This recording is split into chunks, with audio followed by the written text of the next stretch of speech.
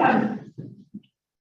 I am so grateful to have all of you here and to see faces, people that I've worked with, and some of you who are new that I've never met before, but so thankful from the bottom of my heart to all of you to be here today. My name is Benita Larson, and I work at NAMI Utah, which is the National Alliance on Mental Illness. My position is over suicide prevention. I manage a statewide grant from the Department of Substance Abuse and Mental Health. I also get to co-chair the Utah Suicide Prevention Coalition. And as part of that coalition, we have a faith work group that is focused on helping faith leaders from across the state learn how to address suicide prevention in their community. So I get to co-chair that group with Travis Fair, and you'll get to be hearing from him in a little while. But I want to thank him for all that he does, and he's an amazing person to get to work with. I also want to thank everyone from our work group, especially Carol Riddell for her help. So I just wanted to introduce you today to what we're going to be doing. We are grateful to be here in person. We have we're close to 200 people online right now, and they're constantly engaging, and I want to welcome all of those online. And we hope that you will put in the chat where you're from and what community you serve, so that we can have some engagement with those who are meeting us online. Our coalition, we have this great partnership with lots of different organizations across the state, one of which is NAMI Utah, which I work with. Intermountain Healthcare has provided funding for this event, and the suicide prevention grant from the state. And I want to introduce you all to the Live On campaign. You all got buttons today, which is part of our statewide suicide prevention website and campaign to help better educate each of us on how we can choose to live on. Our Live On mantra is to promote education, resources, changing the culture around suicide and mental health, so that we together can get through, reach out, lift up, look ahead, and live on. I want to thank Ed with Lexicon and Blue Novus, who are providing us with our live stream and our video conferencing today. They have been excellent to work with, and so I'm appreciative of them and all that they are doing. This is our Live On website.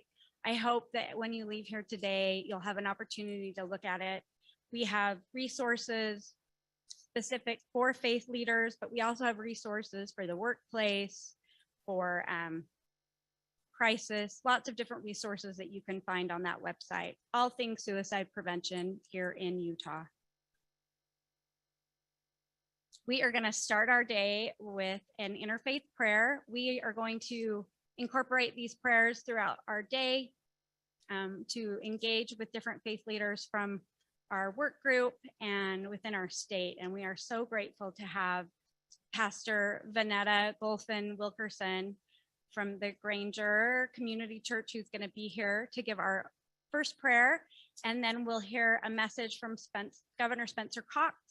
And then we'll turn the time over to our keynote, which is Dr. Ali Crandall she has a doctorate from BYU, and she is a professor and has studied positive experiences that can help us overcome trial and trauma in our lives to prevent suicide.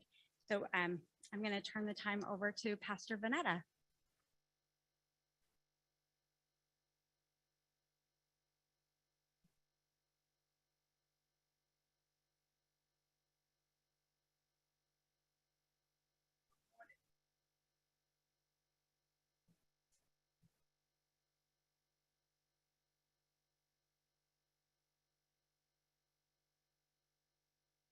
Please join me. We will begin with just a moment, a few seconds of silence as we prepare to pray together.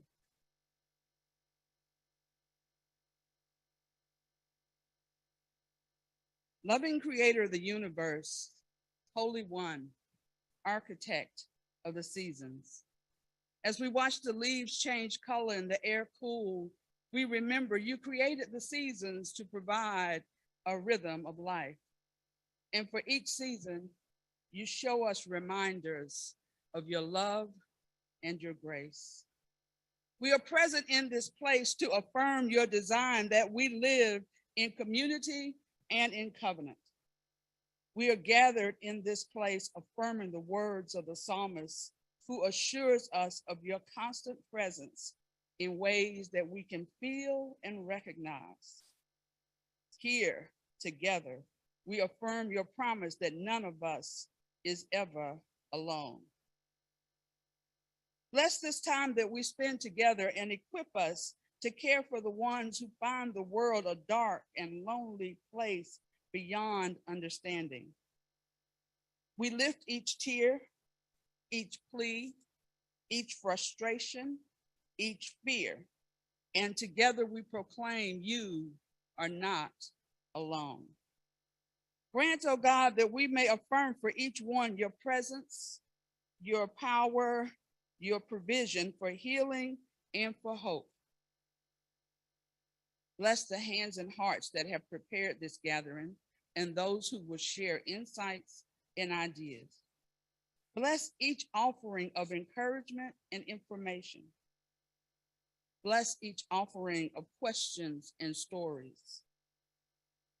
Bless each offering of hope, of fear, and comfort. Bless and multiply the love and faith shared here as the loaves and fishes were multiplied, so that all who enter leave with an abundance to share in their beloved communities, their faith families, and their homes. Oh God, abide here in this place to the measure of its fullness, that all may encounter and recognize your presence, and all may know that each one is beloved of the creator of the universe, that all may know your love, creator God, is real and relevant for the living of our days. As Jesus Christ would pray, amen.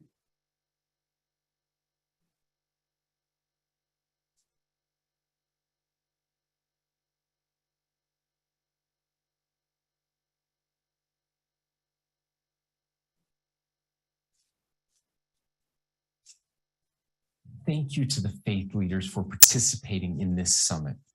Suicide is preventable, and faith leaders can make a big difference in changing the stigma, helping members of their congregation address their mental health needs, and preventing these tragic losses.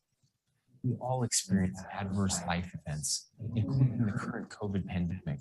However, we can work together through faith, hope, and love to strengthen our resilience in the face of the deep pain and anguish these events can cause. Religious participation and belief are protective against suicide. We urge faith leaders to do all they can to help each member of their congregation feel that they belong, are accepted, loved, and needed. This summit will provide you with many tools and skills. I encourage you to use these training materials to identify those who are in crisis, say something, get them connected to the help they need, and minister to the mental health needs in your congregation and community.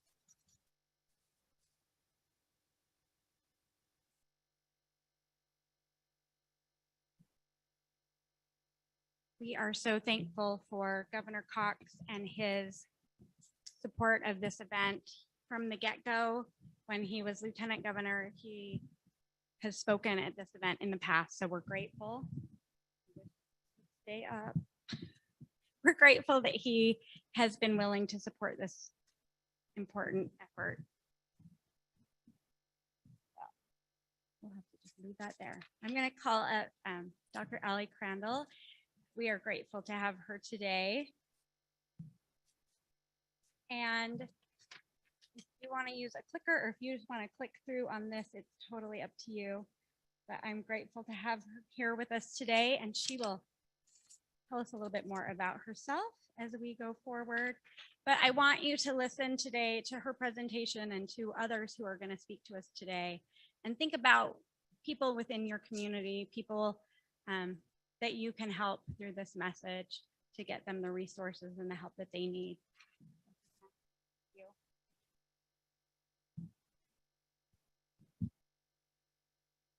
I like to move around a little bit. Hopefully I don't fall off the stage, but they tell me that the Zoom people can hear me wherever I am on here. So thank you for that beautiful prayer. And so the title of this address, I've named it The Role of Faith-Based Communities Encountering Adversity with Positive Experiences. I have talked about this research that myself and some of my colleagues, including Dr. Magnuson, who's sitting over here too, who's been involved in this, been around to a lot of health departments and conferences talking about it, but I feel like you're the audience that most needs to hear this message and that can most do something about it. So I'm most excited to talk about this here and probably most scared to do it here because I hope that I convey something that's meaningful to you in your congregation and faith.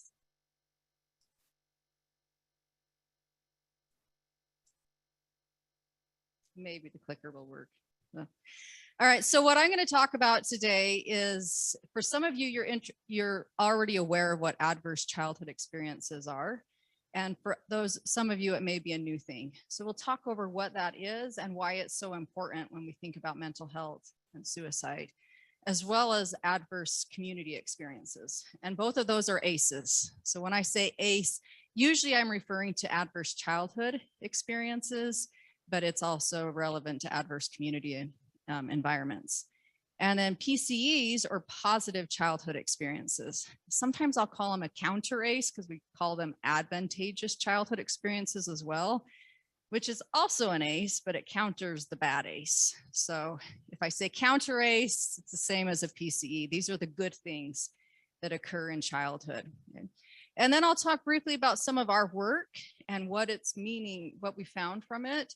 And also what's happening, because things have changed a little bit with COVID, and we're finding some different relationships as we've done surveys during COVID, which sometimes really mess us up. We don't like that as researchers. We like it when it's clean and always the same, but there's still an important message there. And then some specific actions that you can take in your congregations. As we go along, I'd love it if you have questions, if you're here, to raise your hand, and hopefully I'll see, and I'll take them as we go along. And I don't know if there's somebody monitoring the chat. I'm happy to answer those as we go along as well. Well, this can be informal. It'll make me feel more comfortable.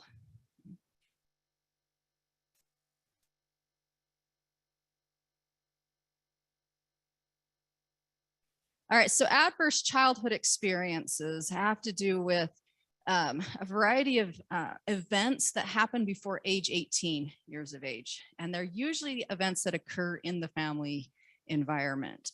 They can be mental health in the home. Am I doing something wrong? The on button. It's like I'm one of my students, right? And it's usually just a simple thing that the expert knows how to handle. Thank you, Vinay. Okay, so is there a laser? There's a laser that doesn't show up. That's okay, I can see it. All right, so right here in this panel here, it talks about divorce, mental health in the home, somebody in your family that's been incarcerated, and so on. These are ACEs, as well as abuse and neglect. So any of that happens before age 18 is included as an ACE. And we count those up. And we just say, did this happen before age 18, yes or no? And based on that, you get an ACE score. Most ACE questionnaires are somewhere between 8 and 12 questions. You could Google ACEs and it will come up. So you could get your own ACE score. Most Americans, there we go. Most Americans have at least one ACE. So the Centers for Disease Control and Prevention has found around 62%. We find it even higher in a lot of our surveys, sometimes as many as 3/4 of American adults that report at least one ACE. So they're common, they're pervasive. Why Why do we care? Well, we get particularly worried when somebody has had 4 or more ACEs. These are cumulative events, so that just means a lot of adversity across a lot of different types of things.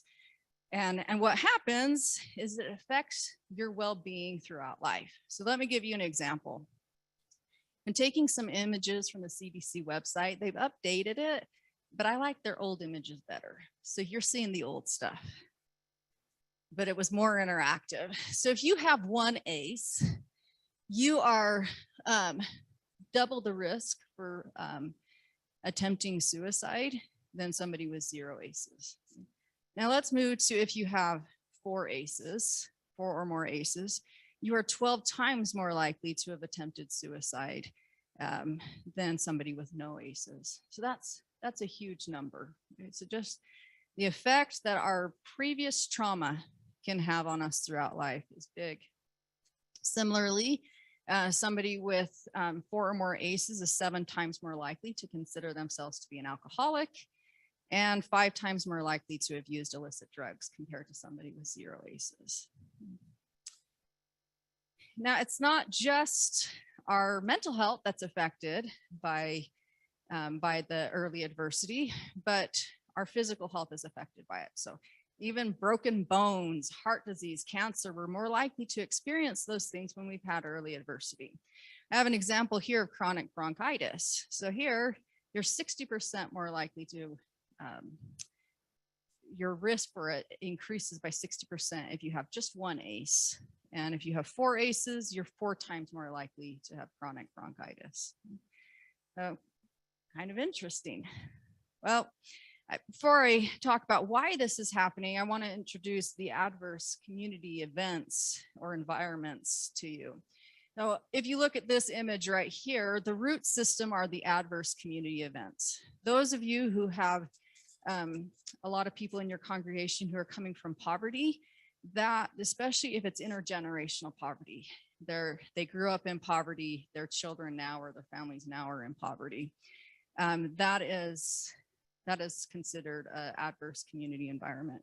Discrimination, community disruption, feeling like there's no upward mobility for you socially and economically. Poor housing quality and poor affordability, which is an issue in some parts of Utah, and violence. I used to live in some inner cities back east and was in some inner city congregations, and they were definitely experiencing a lot of violence and poverty and just day-to-day high stress. And some of you, I know I'm getting emotional thinking about it because I know this is what some of you, you're trying to help people in your congregation like that or may experience that yourself. The level of mental health is so high in these groups because there's so much hardship. And it's hard when you're not coming from that environment to always understand the continual stress that they're experiencing. But we're also experiencing an adverse community environment, all of us together right now. And with COVID-19 and all of the associated things going on right now with the political turmoil that we've had. We've got drought and fires on one hand and flooding on the other hand. And we're worried about things that are happening around the world in Afghanistan and elsewhere, and it's affecting us. And we're seeing this in the results of our research with data we're collecting now, that we are in a mild state, or maybe not so mild state of trauma as a group. And I'll come back to that a little bit later. Why does it affect us so much though? Why are we at higher risk for suicide, depression, heart disease, and all these other things because of trauma that's occurring in our lives? Well, particularly if it occurs when we're younger, it affects our actual brain development. So our brain reaches maturity around age 25 or 30. And the part of the brain that's slowest to mature is the prefrontal cortex, which is right behind your forehead or your eyes. That part of your brain means everything. Well, you need the rest of it too. But that part of your brain is compared to the air traffic control tower of your life. If you've heard, working at an air traffic control center is one of the most stressful jobs out there. You're responsible for so many lives with all these planes coming in and out, and they're delayed or not, and you've got to make sure they come on the right runway, get to the right gate, and do so safely. There's a lot of things to manage. Well, your prefrontal cortex houses your executive function abilities, or self-regulatory abilities. And these include your ability to plan, problem solve, pay attention, exercise self-control and emotion control, hold things in your working memory, problem solve. So a host of skills that we're using constantly to arrive here today and to also reach our longer term goals. If we don't have those skills in place, we're more likely to drop out of high school, more likely to have lower wealth as we age, more likely to get involved in crime. And it even affects how we parent our children, and it affects even our overall health. So that's one of the things is as we experience these ACEs, it creates a stress response. Okay? We all know what stress feels like, but when that becomes chronic, it really gets into your system and it affects the development of that prefrontal cortex, particularly in children where the brain is still developing. And that's one of the ways through which ACEs are affecting us so much, and that can be lifelong. Not only is it lifelong, but it's intergenerational. Okay, so as we experience this adversity, we grow older, we have physiological and executive functioning impairment in some cases, and then it may transfer down to our children through our own parenting or other environments that are going on. I want to bring in, I know that most of you in attendance come from a faith that considers the Bible a sacred text. So I wanted to bring in a scripture that when I first read it, I never fully understood it, but has come to mean a lot to me through my research. When the Lord gave Moses the 10 Commandments, he said, I, the Lord your God, am a jealous God, punishing the children for the sin of the parents to the 3rd and 4th generation of those who hate me. I'm going to pause right there. The language may not always seem that way, but this is a natural consequence of God saying when not so good things are happening, if you're abusing or neglecting your children, okay, or if society at large is not taking care of its own. So there's this failure of loving God and loving your fellow man and women. This not only impacts you, but it has a generational impact because it gets into your skin, it gets into your brain, and it impacts things. However, and then I love this next part, which is what we're going to get into next, but showing love, and some translations say showing mercy to 1,000 generations of those who love me and keep my commandments. So there's some hope here. But what I've just talked about so far doesn't seem very hopeful. It sounds pretty dire.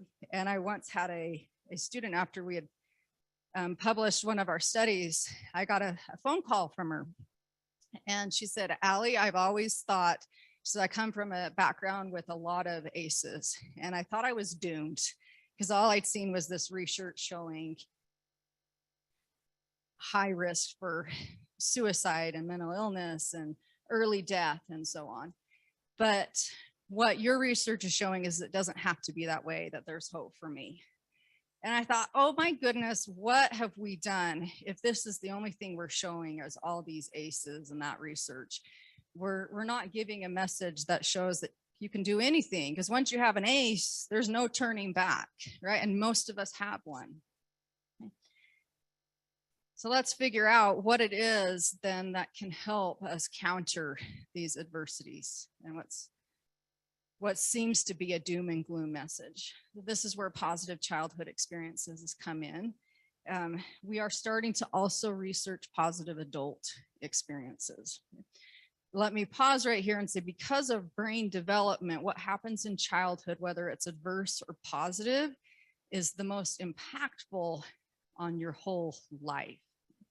But things that happen in adulthood, whether it's adversity or positive things, also have an impact on you. And so you can Even if you don't feel like you had positive experiences in childhood, there are things that can happen in adulthood that can help compensate. So positive childhood experiences, again, PCEs or sometimes counter ACEs. That's the terminology we'll use today. Now I'm putting up here our typical measure of how we measure positive childhood experiences. And if you want to, you can go through and it's just a yes or no response to it of how many PCEs you have. And these slides are also, they either have been or will be posted. So you can check them out later. For those of you who like to read academic articles, I put citations also of where you can find more information about them. Children need nurturing, stability, and structure. Those three ingredients, if you have a seed, an apple seed, a pumpkin seed, whatever, those of you who are gardeners, if you give that seed good soil, water, and sunlight, then it's going to grow and grow pretty well, according to the genetic material in it. And even with your love and care, it can really flourish. But if you leave off any of those things, then that seed, you may have great potential in it, but it won't grow. So children, people, we're similar. We need, as children, but also as adults, we need nurture, we need structure, we need stability in our lives. We need really strong family environments. That really helps us. And so several of these questions, did you have at least one caregiver with whom you felt safe? Did you feel like your family stood by you during difficult times? Were you able to talk to your family about feelings? Did you have predictable home routines and others? These refer to what's happening in the family environment. However, as important as the family is, you've heard the saying that it takes a village to raise a child, and that's true. I was just talking with Joanne sitting at our table, and if you don't mind, Joanne, she's a young women's president in her congregation, and she mentioned that she feels like every child, they just need to know that they're loved. And that's the secret, really, is every child needs not only to feel that from their parents, but they need to feel that from somebody outside of their parents who's an adult as well.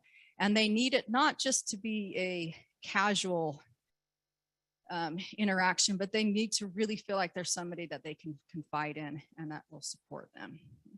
And that's where, as faith communities, you really have an impact not only on families, but also on individual children.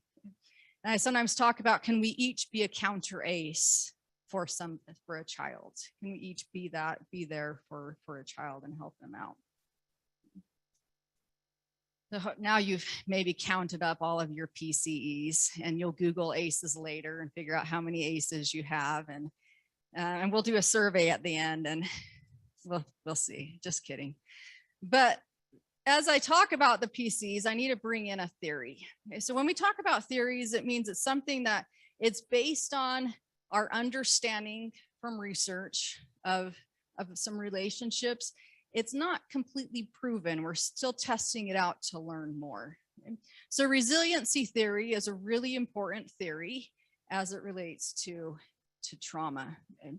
And what it says is that there's a different variety of models, but the compensatory and protective factors models basically say that as you have adversity that's having a negative impact on the one hand, the positive things are going to counter that and have a positive outcome. Okay?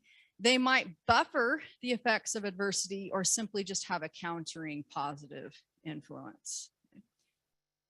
Then you have the challenge model of resiliency theory that says actually a little bit of challenge in our lives is good.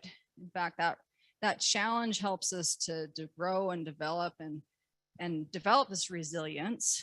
But if it's too much adversity, then it's too overwhelming to our stress response system, right? And then it's not positive, but moderate levels are good. So we don't want to take away from children every hard experience, as tempting as that might sometimes be.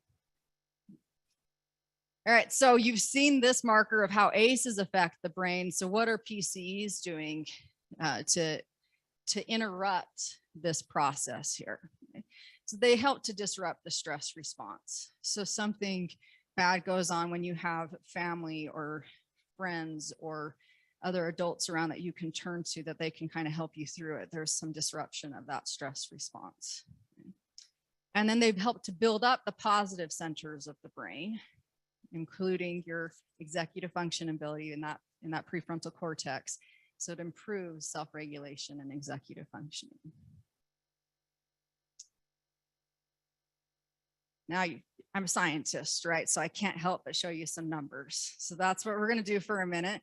I'm not showing them to you in quite the typical format that I would at a research meeting, but I am going to show you some tables, and I am going to ask you not to shut off if you really hate math, because I am going to interpret them. So we wanted to know, regardless of the ACE score, do PCEs improve adolescent, adult, and family health? Okay. And we've done several studies on this now, looking at that. And then we wanted to know if the relationship between ACEs and later health was attenuated or made less when somebody had high PCEs. So we had the first study that we did, and I should stop here and say there's been over 20 years of data looking at ACEs and health, but actually looking at a cumulative measure of PCEs or counter ACEs, for some reason that's new. And so Brianna and I, we feel kind of cool that we thought about this, but at the same time as we were thinking about this, we had researchers from other schools also considering it too. And so we've got a wealth of data just coming out in the last 2 years, and it's all saying something very similar. So our sample included 246 adults living around the United States who are at least 18 years of age. Okay. And Amazon does everything, including it helps you research, or it helps you pool participants. So if you need to earn a few extra dollars, you can go sign up on Amazon Mechanical Turk to be a research participant on different studies that come up. Sometimes they're more marketing things, but look for the cool research. Then you're helping me out. And so we asked them about their childhood experiences and then some of their health outcomes in adulthood. The population was primarily, it was about 60% male. Usually we find more females signing up, and in this case we had more males, and they're about 35 years of age. This was a low to moderate risk sample, so they're fairly highly educated and did pretty well on their income as well. What we found was that on average, people had 2.7 ACEs. That's pretty high for your average score across the sample to be 2.7 out of a possible of 11. And 74% had at least one ACE. But the PCEs was exciting too. In this case, we had a questionnaire of just 10 items on the PCEs, and people reported 8.2 out of 10. What happens on surveys is people like to over-report the good things and under-report the bad things. So you can expect the ACE is actually maybe a little bit higher than the reporting, and maybe the PCE is not quite that good, but we like having 8 out of 10, so we'll keep it. 40% of people said we have all 10. I didn't like school, so I'm missing that PCE. I need to take that out of the questionnaire so that I have a higher score. They include questions like that because they can be proxies for things going on. A proxy for child having social connections or feeling well in school. All right, so what we found in this first column of numbers right here, in this column, I'm only reporting effects that we call statistically significant. And in layman's terms, that just means we can trust the results. Okay? If the number is positive, that means that ACEs are increasing it. And if the number is negative, it means ACEs are decreasing that. Okay? So ACEs are increasing your sleep problems, your odds of ever having smoked daily. They're increasing your stress and your depression. None of that's surprising. Okay?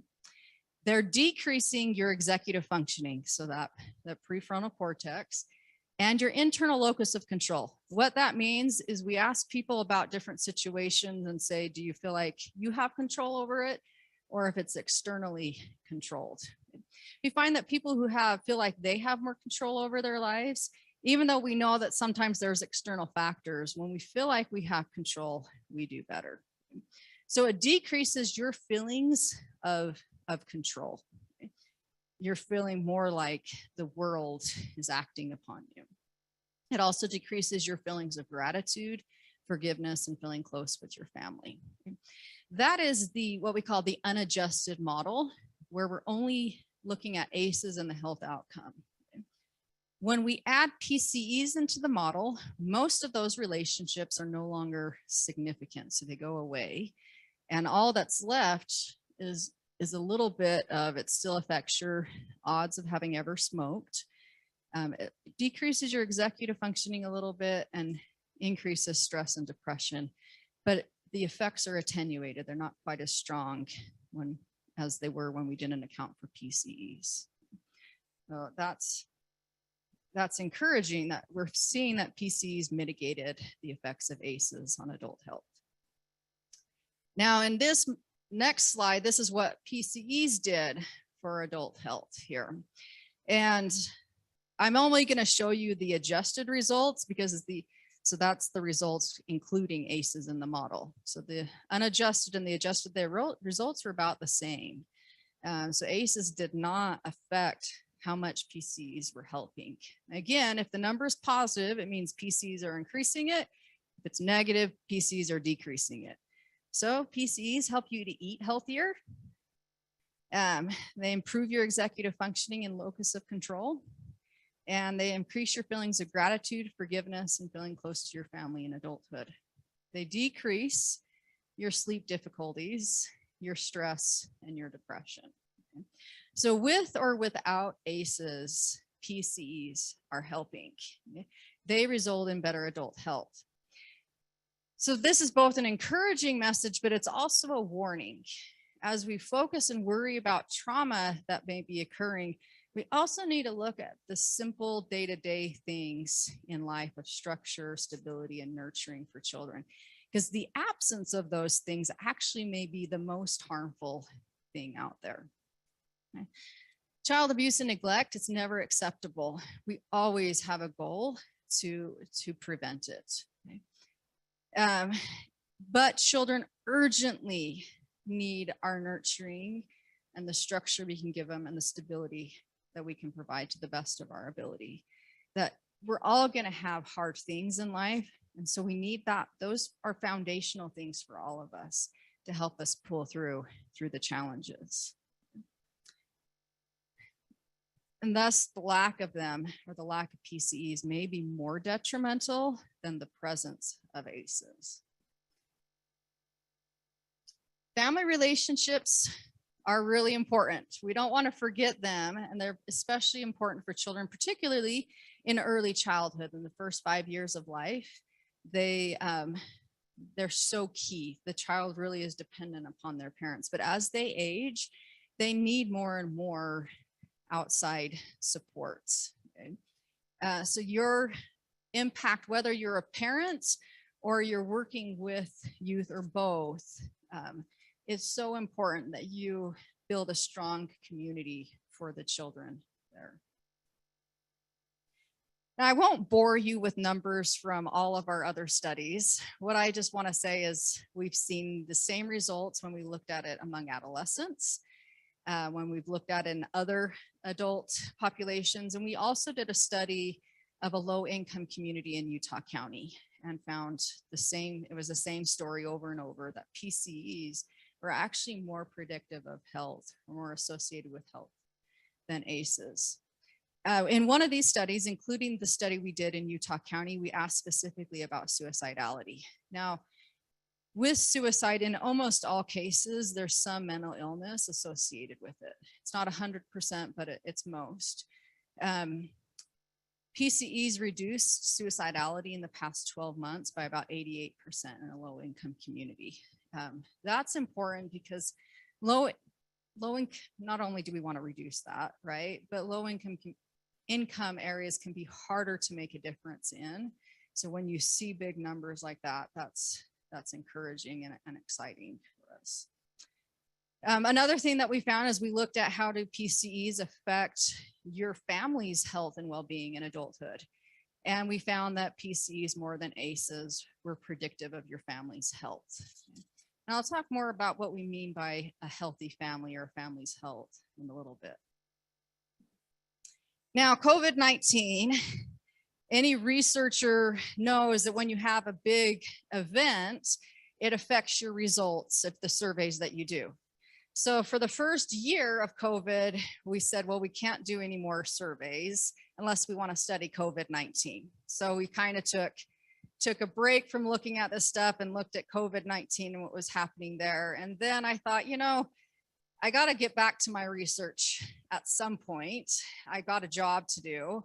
And I think people have been dealing with COVID long enough, so maybe we can start collecting some data again to try to understand some of these associations better. And I don't know if that was a good decision or not, because as we started looking at it, some of these relationships that we kept seeing repeatedly were not there. Instead, we saw people were reporting ACEs more than they ever had been before, but they were also reporting their PCEs more than they ever had before. So people were more in tune with their positive and negative experiences. But the PCEs weren't having the same effect that they were in our other surveys. You're the first to really be hearing this, by the way. You can pat yourself on the back. We haven't published this data yet, but it's still something we're trying to interpret and understand. But the one thing that's come out from a couple of these studies is that probably the reason we're not seeing some of these results is because we're all experiencing this underlying level of trauma. Okay? You may notice that you're feeling a little bit more irritated, or a little easily more irritated, or a little easier more to be angry or anxious or stressed. Okay? Sometimes that may even occur when you go to places you love. It could happen when you go to church. And people have varying opinions about mask wearing and so on. Okay? And that can impact how you're feeling even in these places that have traditionally been a safe place, or a place that's been a place of comfort for you. There's just a lot of turmoil going on, and that's affecting us. We may be remembering past trauma or hard and difficult things a little bit easier at this time.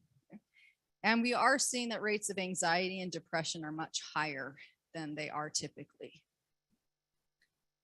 What my recent surveys have shown is that somewhere between 35 to 50% of adults are experiencing moderate or severe levels of anxiety and or depression. Usually it's around 25%. The most recent survey, that data that we collected earlier this month, said 40%. So it can kind of vary based on what's happening in the moment, because we look at the past 2 weeks and how they're feeling. So we need to be just a little bit extra kind to one another, and mindful even of where we are personally, because I can look out into this room and expect that around half of you, or a third to a half of you, are experiencing some level of moderate to severe symptoms of anxiety or depression. And because we're in the state of trauma, it may be that past trauma is affecting us a little bit more. I can't say for sure that's what's happening, but it seems to be, the numbers seem to be indicating that past trauma is having a greater influence on us as we experience current trauma. Doesn't mean PCs don't matter, because we are not always going to be in the state of trauma, but temporarily other things are overwhelming. We're having a stress response to it. Even as adults, when we have stressful days, or we don't sleep as well last night, or we've been eating too much sugar, your executive functions won't work quite as well. So you may be a little bit slower to retrieve some of that important information. And then, so these PCs are having less of a positive effect on mental health, but what is having a huge effect right now is how you rate your family's health. So the rating of your family's health is very protective against mental health problems. And I think what may be occurring right now in COVID we're spending typically more time with our families. So this is result we're seeing whether or not you're married. Okay, it's in a variety of family situations. Okay? So this is what I think may be helping us to build more resilience, is how healthy our families are. So what is a healthy family? I'm going to call these the 4 pillars of family health based on what we've found as we've measured this. Okay, so healthy families is in part strong relationships, or we could call these social and emotional health processes. So how connected we feel to our family? Do we feel like we belong in our family, that we're a valued member of the family, that our family has beliefs that are supportive to us? Okay? But it's not just relationships that are key. In fact, if I look at relationships alone, that's not the thing that's having the impact, even though usually I would say relationships are the most key thing. Right now, in a time of trauma, relationships, positive relationships alone are not enough. You've got to have other foundations. These include healthy lifestyle habits in your family. Okay, so as a family, do you encourage each other to eat healthy, exercise, meditate, do things that help your physical and your mental health? Okay. And then also your family's health resources. These include tangible things like having enough money to put food on the table, have a roof over your head, but it also includes less tangible things. Okay? The trust that we can feel in each other, okay?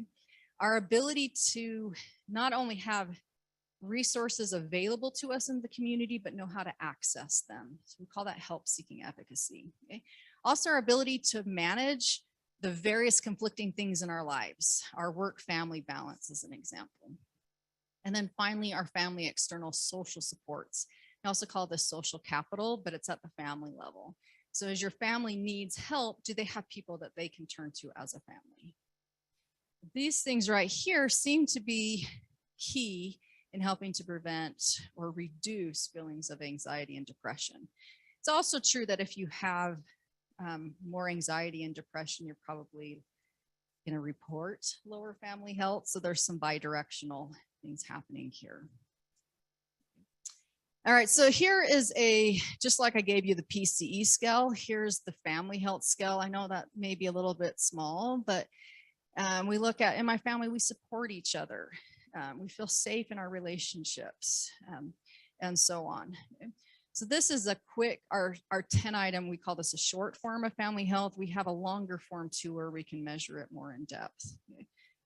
But if you just want a quick and dirty, how's your family doing right now? Here's your measure for that.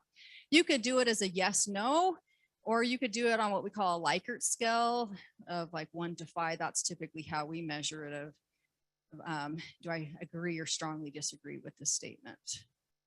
Then add up your positive responses there. Okay, so what can you do as a faith leader then, based on all these results I've just given to you? What's your take-home message? You've maybe had your own ideas and written down your own things, but here are a few suggestions that I have for you. Here's the actions: is help connect youth and adults, help adults reframe their childhood experiences, train adults on what PCEs are and what they can do, and build healthy families. So a little bit more on each of those. Okay. For every single child in your congregation, or if you belong to a faith-based community that has boundaries for your congregation, looking for those kids even who may not attend your faith, that you're trying to help set up healthy connections for those kids with adults in the community. And these should be safe connections, right? Healthy connections. Your goal is that they have both a parent who they feel safe and connected to, but also another adult that they're feeling close to.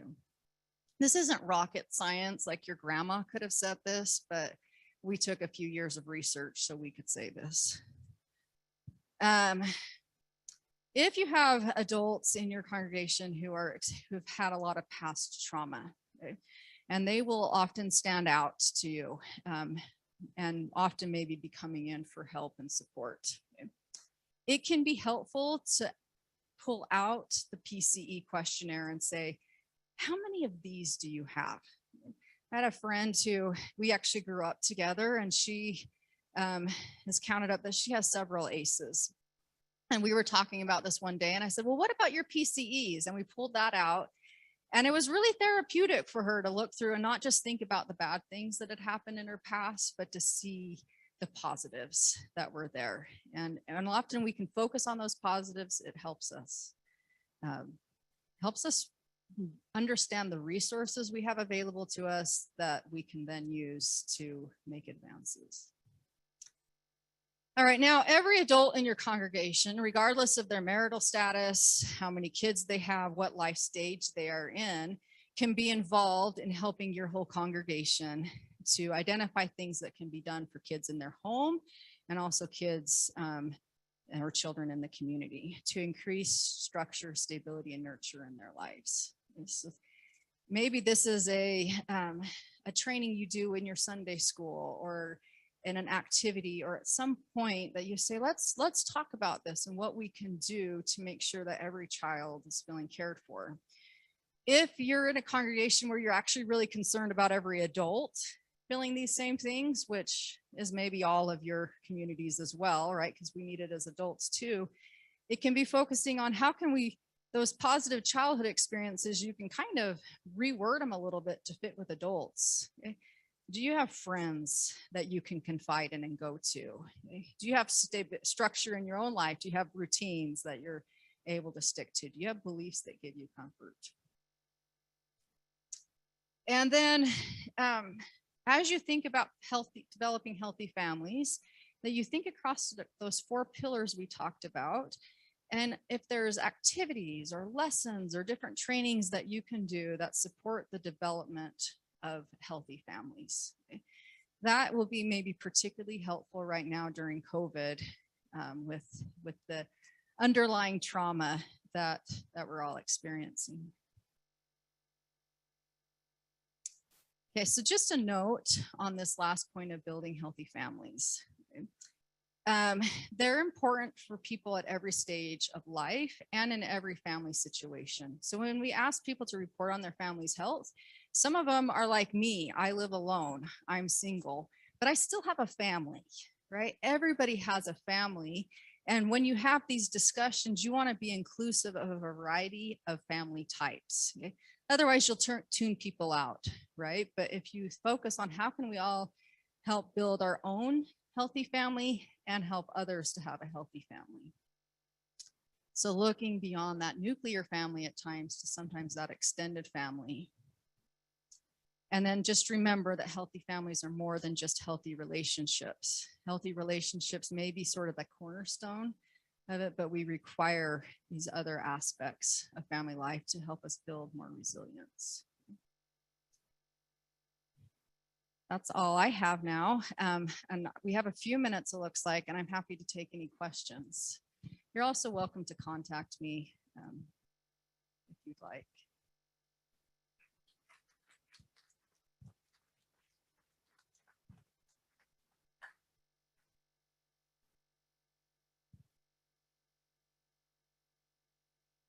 Okay.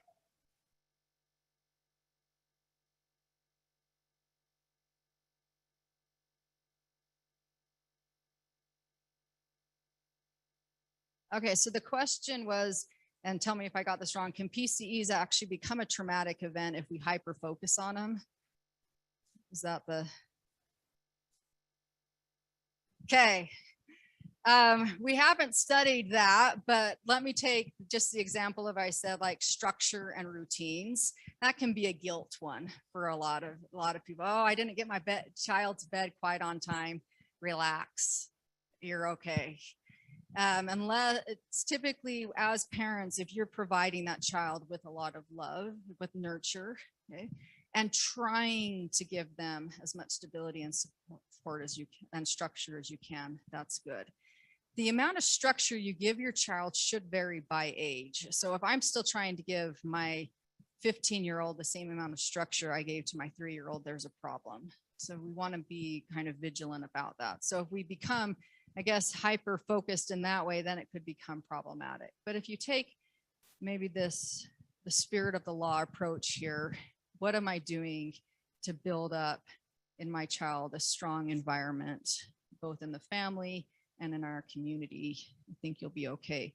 The exact items that we have here, they're not sacred in and of themselves. We could substitute those items with other positive things that were at the family and community level, and it would be similar. What it is, it's a cumulative buildup of positivity or advantage for the child, okay, that has to do in those areas of key relationship, key good relationships in your family and in your community, as well as structure and support. So I'll hand over here.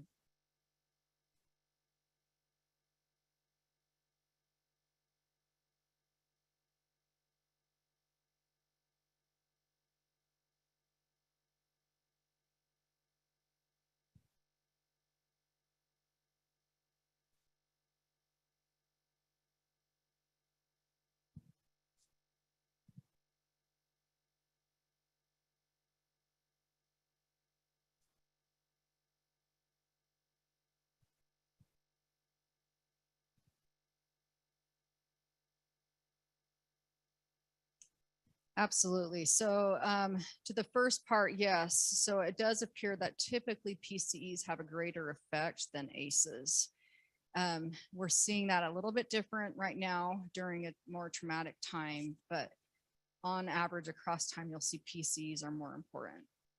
As far as being a faith leader, and families are a sensitive thing, right? And you have to respect those boundaries. You can't push into the home. Of course, if you're expecting some abuse and neglect, that may be a time you need to report it or take appropriate action. You can't force a positive relationship, but you can always encourage it. And sometimes if maybe you've asked one family to kind of help with a certain family, if that's not working over time, you may select somebody else. I'll give an example that I was assigned to work with a youth who had had quite a few ACEs, and I did everything I knew how to reach out to her in a variety of ways over a year and just got no response.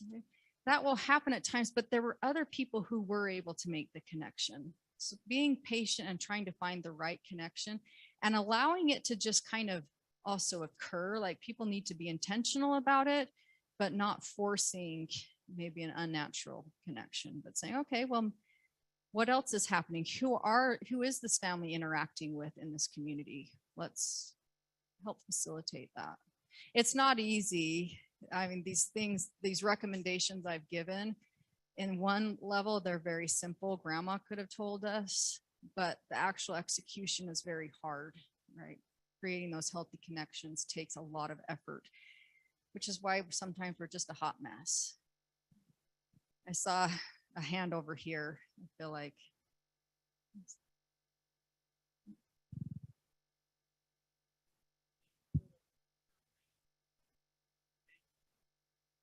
Something that school teachers, if they had that information, they could fine tune their radar to, protect some of the children that are at risk more than what they thought before the survey.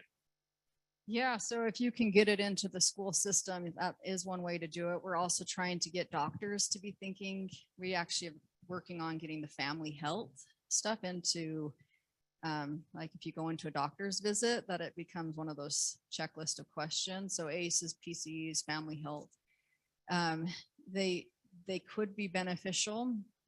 I know there's a survey that they do, I think it's every other year in Utah. It's called the SHARP survey that they're planning to put the PCEs in. They've asked about ACEs in the past, but they're wanting to add in the PCEs. You have to be careful about using it as an individual diagnostic tool because each of us responds to trauma a little different. Okay? So just because I have 4 ACEs, say, it doesn't mean I'm going to respond the same as another person with 4 ACEs. What we do with these questionnaires, we treat every experience equal, and that has its pros and cons to it, because not every experience is equal for every child. It can vary, but it just helps us to have an idea of cumulative trauma or cumulative positivity. I think it's a good idea to get it into these systems, but it has to be used with care, that it's not specifically used as a diagnostics tool. It's a conversation starter. Sorry, right here. Did you have a question? Yeah, I thought you had your hand up before.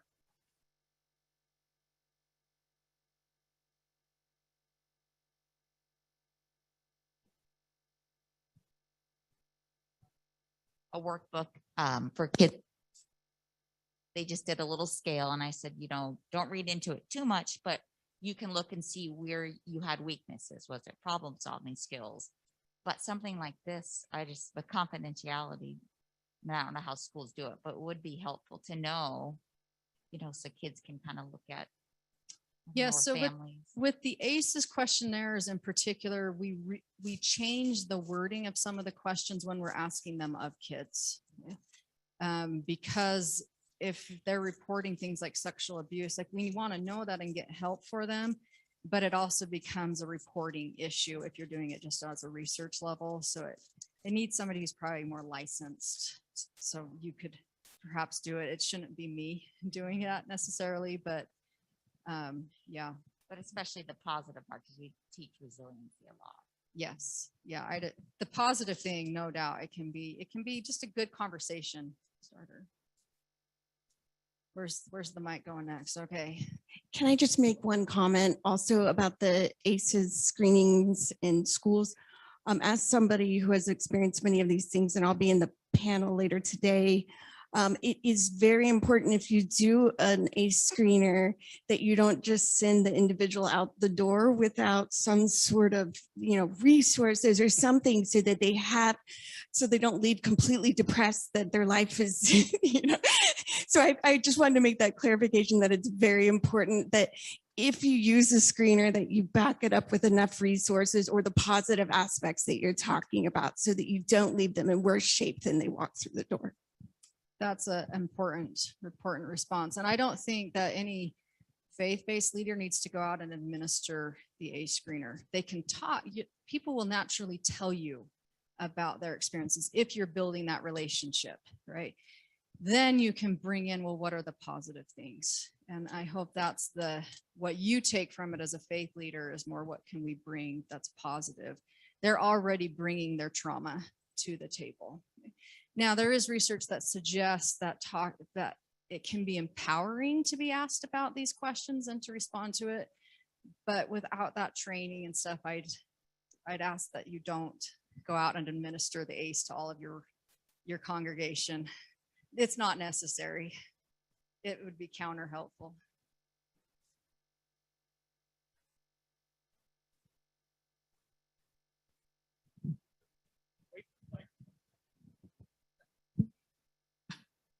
Thanks, Nia. I serve a multicultural, multi-ethnic congregation. So I'm interested in the data that you have accumulated. Are there any indications for the shifts in terms of what the values are, what's important, what structure looks like across cultures and across, you know, different value systems for people who just see the world differently? Absolutely. So one of the things with the healthy families in particular is we are in the process of a variety of cultures testing out that we call it a scale or a questionnaire, because that can be very culturally influenced. We did find the low-income community in Utah County had a more racially diverse population, and we found that regardless, and this has been across studies, we add race in as we call it a control variable, and we find that across race and ethnicity, we're finding similar responses.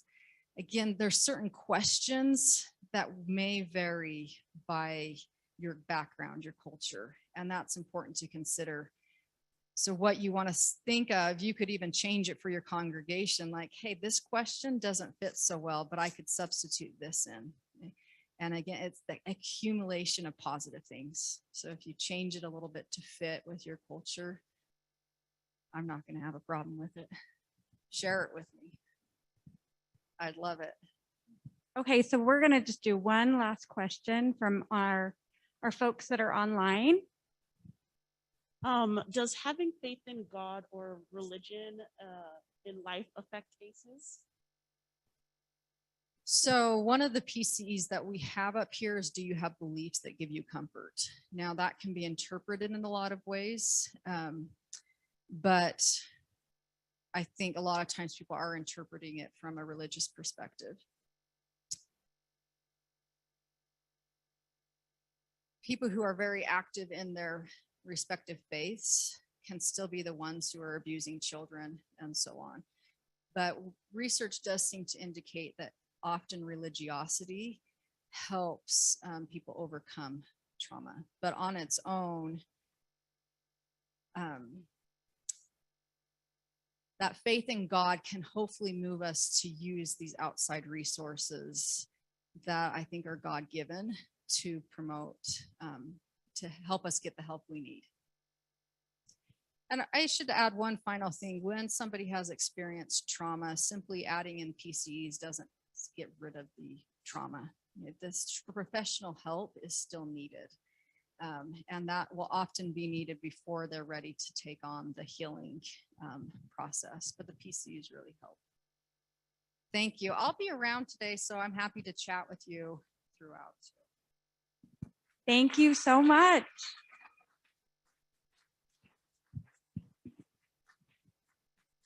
Thank you, Ali. We are so grateful. And I hope you all learned something valuable from Dr. Crandall's research. And thank you for all your wonderful questions. We are going to do a quick lunch. I know it's a little bit early, but we wanted to keep you here for as long as we could.